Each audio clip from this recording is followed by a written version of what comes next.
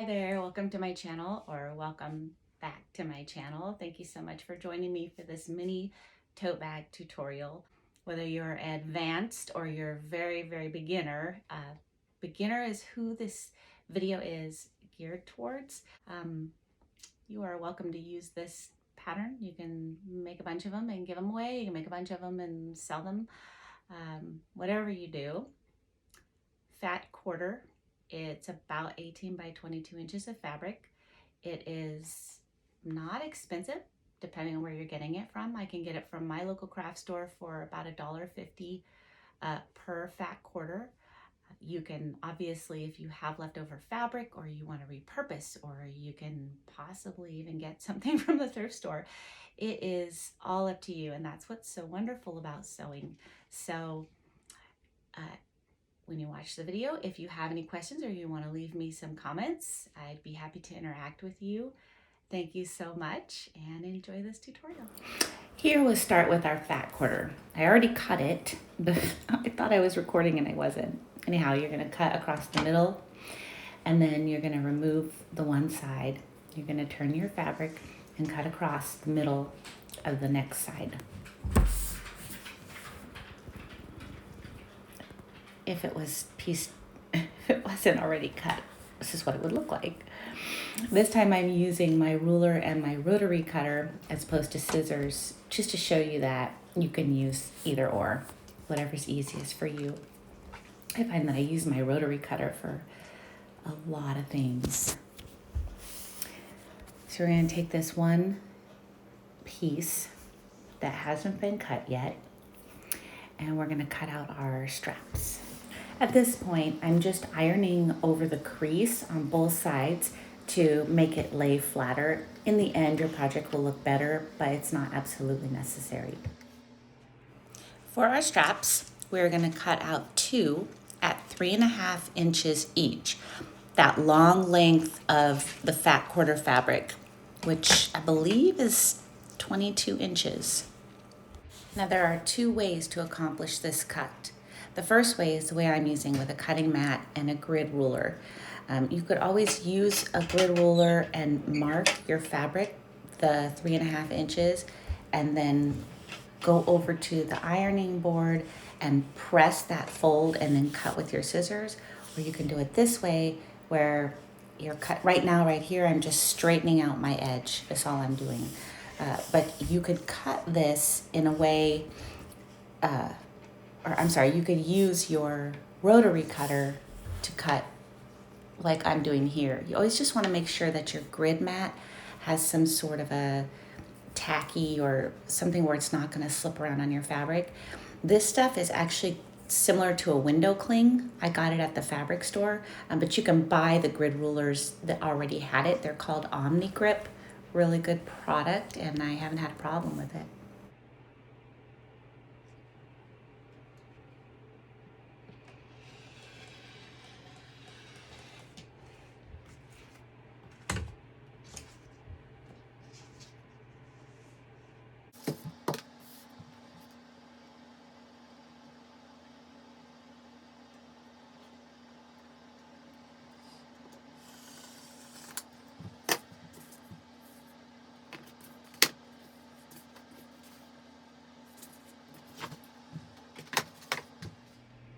This is such a fun and easy way, in my eyes, to make straps.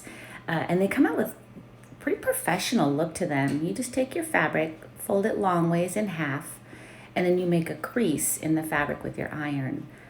Might not be easy at first, but once you've done it a few times, your fingers get to kind of figure out what you're doing. You can use a large iron. It's just I'm waiting for my large iron to come in the mail, and I have stuck with this little thing for a little while. Then you take the edges after you've made your crease and you fold them in to the crease that you've already made. You're going to do this on each side.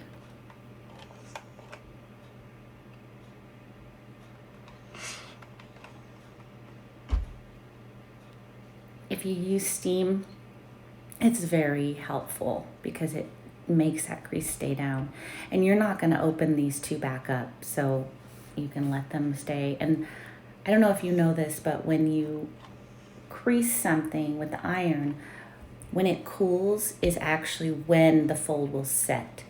So if you let it cool a little bit and then continue on, or it's a little easier to work with. And that's it. On to the next step, which would be completing the next strap and then moving on to the next step.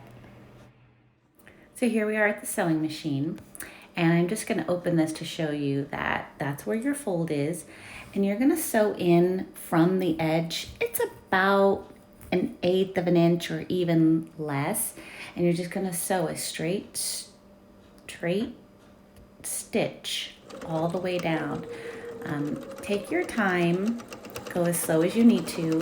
Sometimes I like to get ahead of myself and I have to put my machine on slow mode because my stitches will come out crooked. And if your stitch isn't perfectly straight, that's okay. You'll get better with time.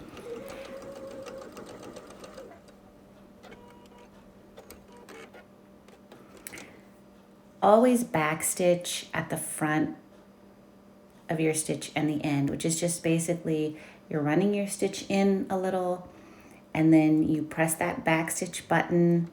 Sometimes it's a lever and you push down for just a half a second as you run your presser foot, and then you let go of it, and then it will just go forward on top of that seam. And it's nice because those seams will come undone a lot of times if you don't backstitch.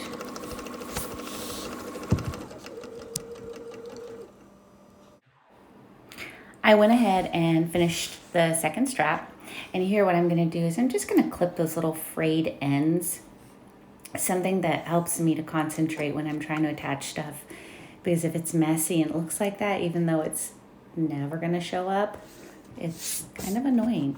So if that's what you feel like you want to do, please do it. And next what we're going to do is attach the straps to the bag. So I'm going to take my handy dandy little ruler and I'm going to put it 2 inches from the edge of the fabric, the raw edge. Raw edge just means this fabric hasn't been sewn or folded or anything like that. And I'm putting the outside edge of the strap up against the ruler that is 2 inches in from the edge. I'm just going to put pins in it so obviously it doesn't move around when I go to sew it down. So then I'm just pinning it down for obvious reasons. We don't want it to slip around, get it nice and secure. And then what I'm going to do is I'm going to bring the strap around to the other side. And initially you'll notice that I put the strap incorrectly. And if you wonder if you have your strap right, if you lift the strap up after you have it pinned, or if you hold it down and lift it up, you can see, oh, there's a twist in it. That's wrong. I need to switch it around. Because if you correct it in pinning, that's the best place to get it, because once you sew it, ripping seams is no fun. So just always double check that. It's kind of like a measure twice, cut once type thing. So once I get it all 2 inches in, I'm going to pin this side down as well, and then I'll show you how to do the other side. Now I'm going to grab my other side of the tote, and I'm going to put it on top, wrong sides facing together. We're not going to sew anything yet. I'm just using the other side to match up the strap. So I hold it up, I get it all matched, separate the two, and then like a magician, I drop that other side on the bottom so that I can accurately pin this without that other fabric getting in the way. Of course, you can always measure in from 2 inches with this side and then line them up, make sure they work out. And I'll do this and I'll double check it, because like anyone who's ever made a mistake, you'll want to double check your work. And the same thing with when you put the strap down, you want to make sure again that it's facing the correct way and that it's going to fold over correctly. At this point, once you have everything pinned, you can pull them both up and see if they're comfortable in your hand. or if they're going to twist around. If you have any questions about this strap thing, you can leave me a comment and ask me anything, and I'd be happy to help.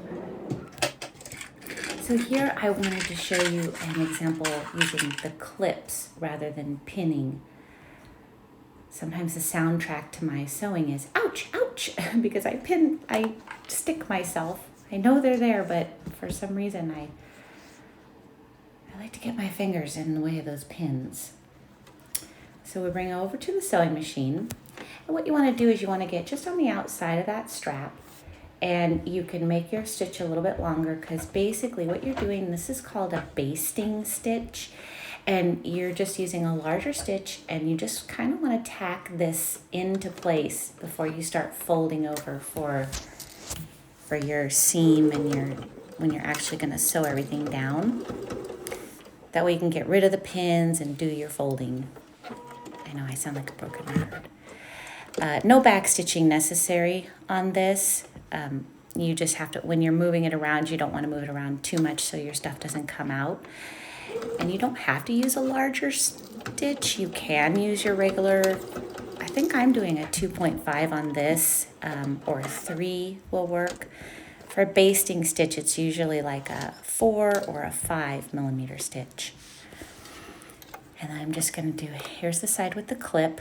So the clip is kind of tricky. You can either set your needle in farther back, or you can hold it down, pull off the clip, and sew like I'm doing. It's not that way when you're sewing something a lot longer, but since this strap is a small thing, that's why the clip is kind of in the way. Either way, I love my clips and I love my pins. Just depends on the project. One more handy, helpful thing is like a chopstick or a turning stick or something like that. If you kind of hold your fabric down as you sew, you don't have to worry about your fingers getting into the needle, and you keep your fabric straight. Now that our handles are attached, we're going to do some edge folding.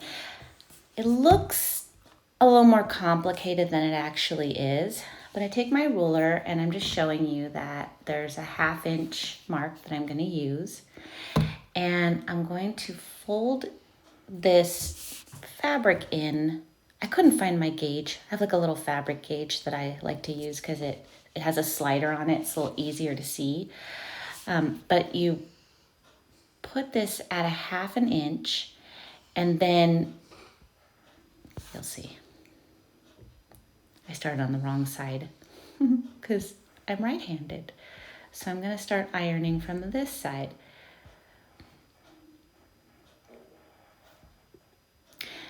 And as you iron and you kind of fold, you'll see that it will work itself out to about a 1/2 inch.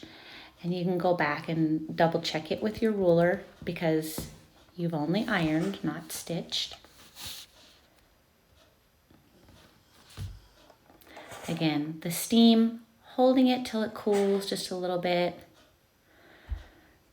There we go. Those straps were kind of fighting me. So I pulled them forward. Now, when you fold over again, you're just going to the edge of where you just made your 1/2 inch fold. I'm just folding right back into that fold, kind of like you did with the strap. Use a little bit of steam. This is just really pretty cool. Sometimes I wonder, who came up with this stuff? How did they figure this out? Seems intuitive, but not always. Now here is where your clips really shine, because you want that strap to stay down, but pinning it can really make it wonky. I've also heard people say you don't need to buy the special wonder clips. You can use binder clips. Sometimes even paper clips, like in this case, would work. But they're just super helpful.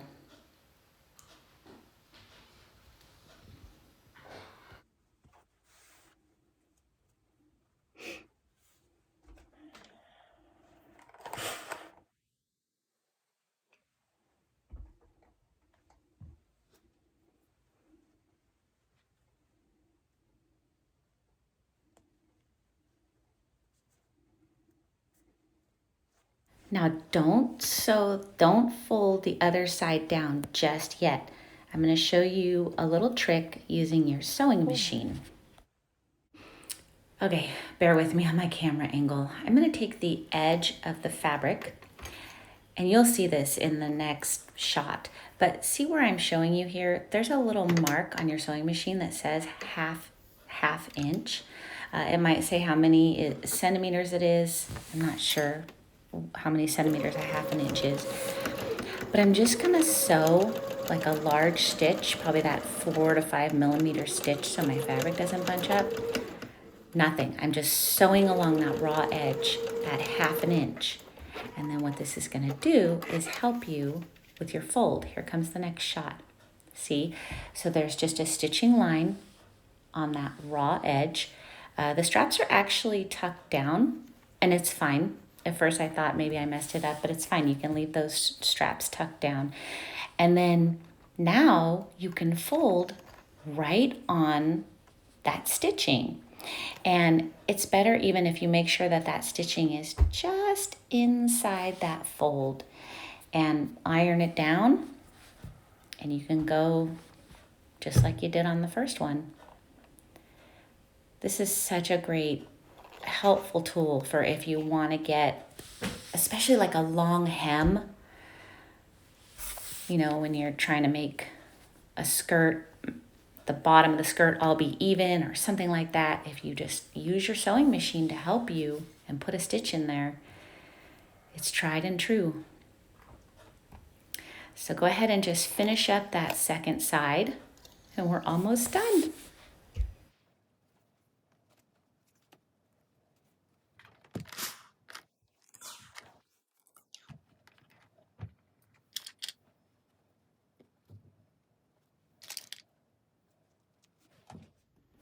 At this point, your straps are laid out. They're not tucked under.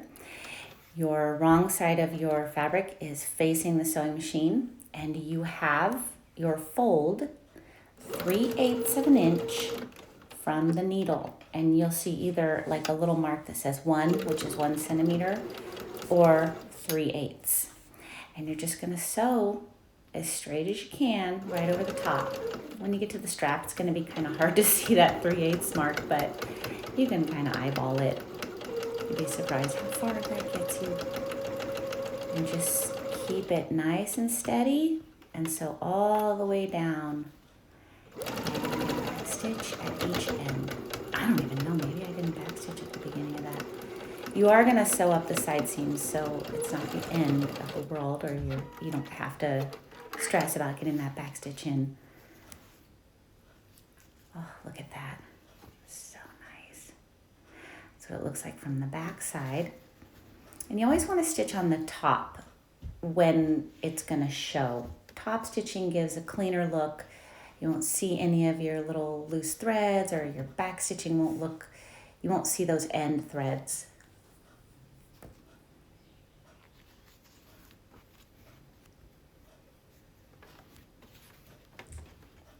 Here we go. I'm just doing the other side. Here are my back stitch. Nice. Keeping those straps out of the way. I love the sound of the sewing machine.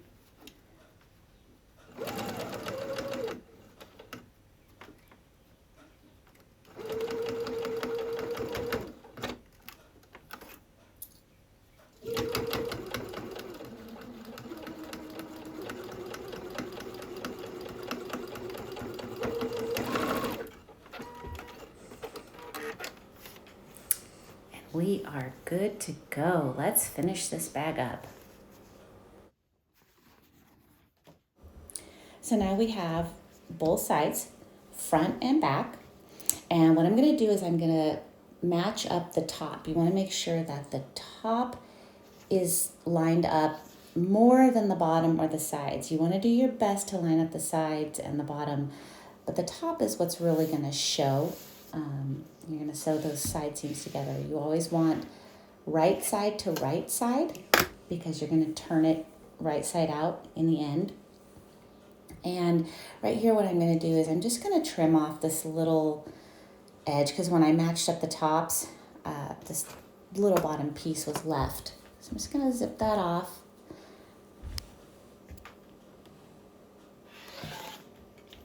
And that's not necessary. It's just going to make it easier for me to see when I go to sew it.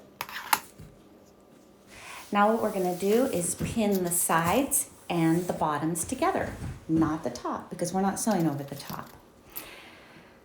So the way I put the pins in, which I'll get my angle correct here in a moment, is I always put them in straight up and down, not along the seam. Sometimes you want to put them along the seam if you're going to test out how your seam is going to work and you want to open it up. But like I said before, you want to put them in like this, because when you go to put your fabric on your machine, you don't want to fight with trying to pull that pin out if it's facing the wrong way when you go to sew it down the seam. And good pinning is the key to a good seam. Feel free to use as many as you need. And we're just going to sew right around that square.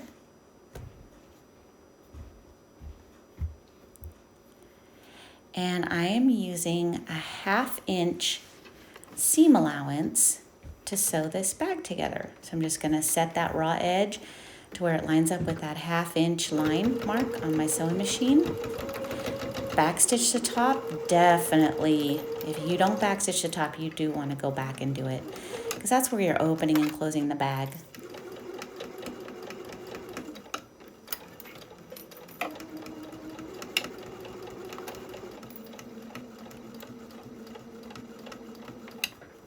Now I stop here, put my needle into my fabric, lift up my presser foot. Now I turn it. If that raw edge is matching the 1/2 inch, I'll go ahead. If it doesn't line up, I'll move the fabric by turning that crank wheel forward or backward, and I'm going to get it to where it gets as close to that 1/2 inch when I turn the fabric.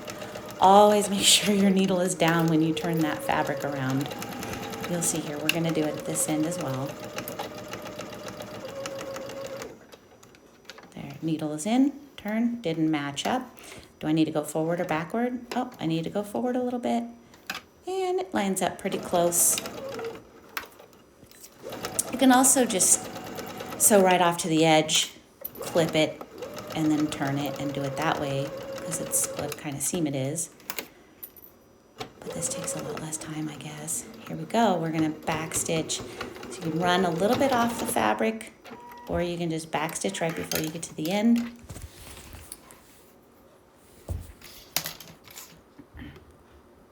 Here comes well, we're getting close to the exciting part. So now I'm going to take these little edges, the corners, and I'm just clipping close to the stitches. You want to be careful not to clip your stitches, but, oh, I guess I'm clipping the little threads. But here, there's my corner, and just clip that away. And when you turn the bag around, it's not going to be bulky. Here we go, yay! And you can use your hand, your finger, or a soft point. Usually you don't want to use scissors, and when you go to poke those points out, you just want to be careful so you don't rip the stitches. All done. What do you think?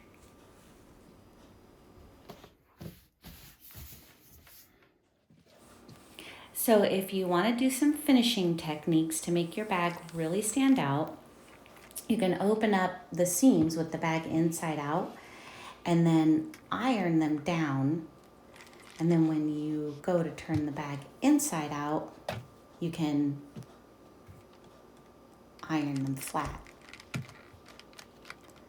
I tried to speed up the video so that this is not like the everlasting video.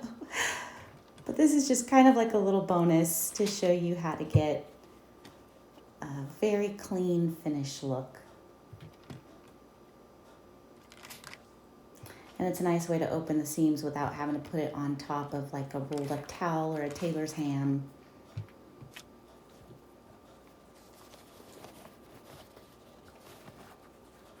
So now what I'm going to do is kind of roll out those seams so that they're even. And then sometimes if the fabric is dry in your fingers and you're trying to roll it, you can blast a little bit of seam onto the fabric, and then it'll be a little bit wet, or you can even wet your fingers, and it helps to get the fabric to do what you want it to do. And that's it. I'm just steaming it open, making a crisp edge. Make your final clippings, and there you go. And then you just put a cute little stuffed animal in there, take some photos, and you have your little bag. Fun and easy to make and so adorable. Enjoy your new creation. Leave me any comments. I love to interact. Take care, and may the Lord bless you and shine his face upon you. Goodbye.